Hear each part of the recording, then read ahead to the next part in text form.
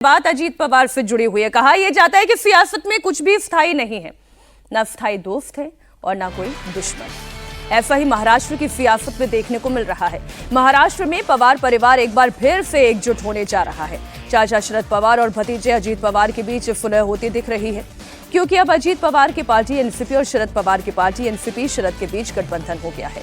पिपरी चिचवाड़ नगर निगम चुनाव के लिए अजीत पवार ने यह फैसला लिया है। इससे पहले कल भी एक कार्यक्रम के दौरान शरद पवार, अजीत पवार और सुप्रिया फुले एक ही मंच पर दिखाई दिए थे।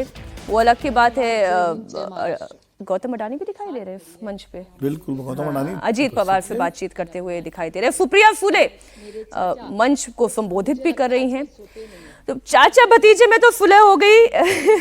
विनोद जी, अब आगे क्या होगा? इस पारिवारिक एकता के बड़े सूत्रधार गौतम अडानी भी हैं। अच्छा, नहीं भूलना चाहिए। गौतम अडानी के संबंध शरद पवार जी से बहुत अच्छे हैं और इंडिया गठबंधन में रहते हुए भी शरद पवार जी ने खुलेआम हमेशा गौतम अडानी का समर्थन किया है और प्रशंसा की है उनकी। और गौतम भाई अभी बल्कि दिल्ली में ही एक पार्टी हुई थी जिसमें शरद पवार का जन्मदिन था, उसमें राहुल गांधी भी गए थे, गौतम अडानी भी थे और शरद पवार। और ये जो महाराष्ट्र की एक जब एनसीपी, खासकर शरद पवार की जो पार्टी है, उसके सामने अस्तित्व का संकट है, क्योंकि जिस तरह विधानसभा के चुनाव के नतीजे आए उसके बाद शरद पवार का जो तिलस्म था नेतृत्व का, वो टूट गया। और अजीत पवार इस समय सत्ता में भी हैं और उन्होंने जो अभी हाल में ही जो स्थानीय चुनाव हुए के साथ फिर कैसे ये कैसे बैलेंस बैठेगा? ये बैलेंस ऐसे ही बैठेगा कि कांग्रेस अलग लड़ेगी, वो अलग लड़ेंगे और इस तरह की लड़ाइयाँ और चलते रहते हैं। अब मैं मेघालय का उदाहरण देता हूँ।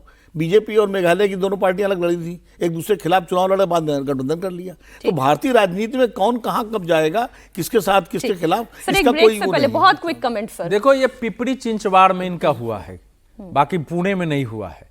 पिपरी चिंचवाड़ पर एनसीपी का कब्जा रहा है। बृहन मुंबई महानगर पालिका के बाद दूसरी सबसे संपन्न जो है नगर इकाई वहां की है।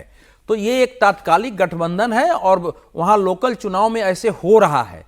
लेकिन इसका अर्थ यह है कि चुनाव में जीत के लिए कोई भी पार्टी किसी के साथ गठबंधन कर सकती है। और इसका अर्थ यह भी है कि अब इस समय आने वाले समय में यह संभव है कि उद्धव ठाकरे की और शरद पवार की जो पार्टी है, अगर इस चुनाव में बेहतर प्रदर्शन नहीं करते, जैसे वो राज ठाकरे गए, उनके सामने समस्या है कि नहीं करेंगे तो हमारी पार्टी अब रहेगी कि नहीं रहेगी। लेकिन इसका कोई अभी राज्य के स्तर पर गठबंधन के परिवर्तन या समीकरण पर असर नहीं पड़ने वाला है।